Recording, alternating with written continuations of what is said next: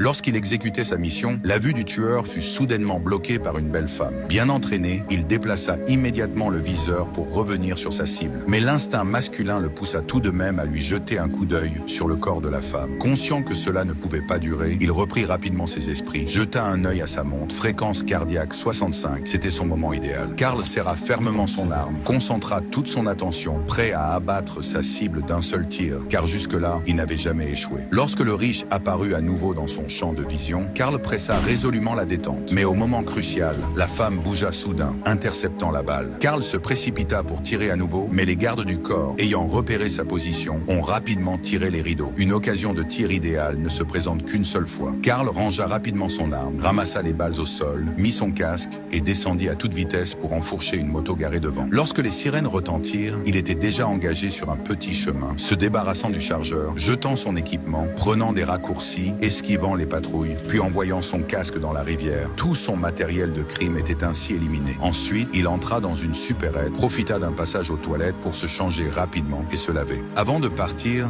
il s'aspergea abondamment de parfum. Tout étant réglé, il quitta les lieux calmement, appela un taxi et se rendit directement à l'aéroport.